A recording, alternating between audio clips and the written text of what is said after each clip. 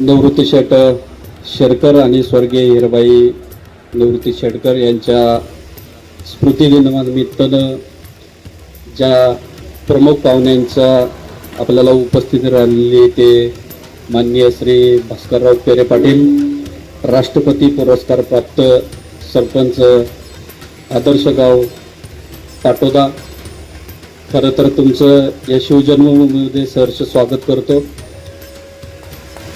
या कार्यक्रमाच्या निमित्तानं अनेक दिग्गज मान्यवरांना आम्ही नेहमी या ठिकाणी बोलवत असतो. त्याच्यामध्ये अनेक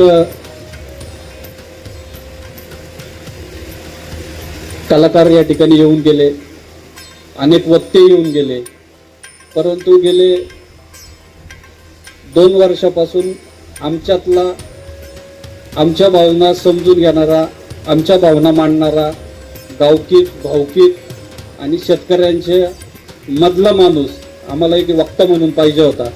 म्हणून खऱ्या अर्थानं गेले मागच्या वर्षी आम्ही प्रयत्न केला, त्याच्या मागच्या वर्षी प्रयत्न केला, परंतु आपल्या तारखा काही मिळाल्या नाही. परंतु या वर्षीची आपली तारीख मिळाली, आपण ती मान्य केली, आमची विनंती मान्य केली. शेरकर परिवार आणि विघ्नर परिवाराच्या वतीनं आपल्याला स्वागत करतो आणि आपल्याला मी या ठिकाणी प्रथमतः धन्यवाद देतो. स्टेजवर उपस्थित असलेले अशोकदादा गोलप असतील, संजय शेठ असतील, तानाजी शेठ, सगळेच मान्यवर आहेत. मी अधिकचा वेळ घेणार नाही. आपण मोठ्या संख्येने खरं तर सर्व मंडळी या ठिकाणी उपस्थित झालात, महिला भगिनी मोठ्या संख्येने उपस्थित झालात. आपल्या सगळ्यांचं सहर्ष स्वागत करतो.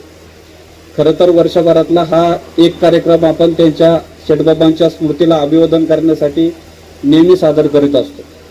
हा कार्यक्रम खरं तर करण्याचा उद्देशच एक आहे, त्यांच्या आठवणींना उजाळा देणं, त्यांनी दिलेली असलेली प्रेरणा, त्यांनी दिलेला मार्ग, त्यांनी केलेला विघ्नर कारखान्याची जपणूक ही खरं तर त्याची स्मृती व्हावी, आठवण व्हावी म्हणून खऱ्या अर्थानं आपण करत असतो. नक्कीच मला असं वाटतं का त्यांनी दिलेला आदर्श आणि त्याच्यानंतर अण्णांनी खरं तर त्या कारखान्याची जपणूक केली आणि त्यांनी जे काय मार्गदर्शन केलं त्या मार्गदर्शनाच्या जोरावर आम्ही सर्व संचालक मंडळी या ठिकाणी वाटचाल करतो. आपण जर बघितलं असेल तर गेले 2 वर्षामध्ये विघ्नर कारखान्याचं डिस्लरीचं एक्सपान्शन असेल, नंतर कारखान्याचं एक्सपान्शन असेल, 5,000चा कारखाना 7-8,000वर आपण आता घेऊन गेलेलो आहे. आणि नक्कीच मला असं वाटतं का आपण कुठल्याही बाजारभावामध्ये आजपर्यंत कमी पडलेलं नाही, इथून पुढच्या काळातही कमी पडणार हा विश्वास या निमित्ताने, या कार्यक्रमाच्या निमित्तानं आम्ही आपल्याला सगळ्यांना देतो. आता ऊसाची कमतरता भासायला लागली. पहिला ऊस 16, 17, 18 महिन्यानंतर तुटायचा, तोच आता 11-12 महिन्यात आम्ही शेतकऱ्याला विनंती करतो का तोडायचा, तो म्हणतो थांबा अजून एक पाणी भरतो. कारण कारखान्याचे एक्सपान्शन केले, कपॅसिटी वाढली. मागच्या वर्षी कमीत कमी 10 लाखाच्या पुढे क्रशिंग व्हायला पाहिजे होतं, ते 7-7.5 लाखावरती क्रशिंग झालं, 8 लाखावरती क्रशिंग झालं. नाही साधारण नाही म्हटलं तरी आर्थिक बोजा किंवा आर्थिक घडी त्याची विस्कटल्यासारखी या निमित्तानं जाते. आणि नक्कीच मला असं वाटतं की कालचीच जर बातमी तुम्ही जर बघितली असेल त्यामध्ये स्पष्टपणाने आम्ही उल्लेख केलेला आहे की शेतकऱ्यांनी 12 महिने ऊस लावला आणि 12 महिने ऊस लावला तरी काही अडचण नाही. आपण कारखान्याच्या माध्यमातून तो तोडायची जबाबदारी कारखान्याची असेल. वर्षभरामध्ये 2 वेळेला ऊस तुटून आणू शकतो जर शेतकऱ्याने ऊस चांगला पिकवला तर. आणि मला असं वाटतं का आजची परिस्थिती जर बघितली तर परवाच मोदींनी सांगितलं का सगळ्या गोष्टींचा म्हणजे सोनं खरेदी करू नका, डिझेल पेट्रोल व्यवसायाला, म्हणजे पुढे भविष्यामध्ये आर्थिक मंदी येऊ शकते. आज जर बघितली तर कांद्याच्या परिस्थितीच्या आंदोलनं 2-3 दिवसापासून आपण बघताय.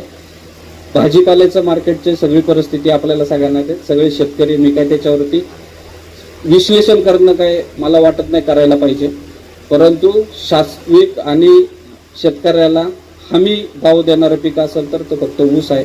त्याच्यामुळे शेतकऱ्यांनी जास्तीत जास्त ऊस लावा, जास्तीत जास्त बाजार भाव द्यायचं काम आम्ही सर्व मंडळी या निमित्तानं करू. वेळेवर ऊस तोडायचं काम सुद्धा कारखान्याच्या माध्यमातून आम्ही करू. आम्ही सर्व संचालक मंडळी सातत्याने शेतकरी हिताचे निर्णय, संस्था टिकली पाहिजे त्याच्यासाठीचे निर्णय, आमचे सर्व अधिकारी असतील, कर्मचारी असतील, हे शेतकऱ्यांच्या हिताच्या दृष्टीने या ठिकाणी काम करत आलेले आहेत. मी अधिकचा वेळ आपला या ठिकाणी घेणार नाही. आपण सर्व मंडळी या ठिकाणी आला, विशेषतः आमचा सर्व मित्रपरिवार असेल, परिवारातले आमचे सर्व घटक असेल, या ठिकाणी ज्यांची उपस्थिती लाभते ते आपल्या जुन्नर तालुक्याचे आमदार शरददादा सोनवणे या ठिकाणी उपस्थित होत आहे. त्यांचं या ठिकाणी मी सहर्ष स्वागत करतो आणि आपण सर्व मंडळी आलात, आपल्या सगळ्यांचं या ठिकाणी सहर्ष स्वागत करतो. आपल्याला धन्यवाद देतो, शेडबाबांच्या स्मृतीला अभिवादन करतो आणि या ठिकाणी थांबतो. धन्यवाद.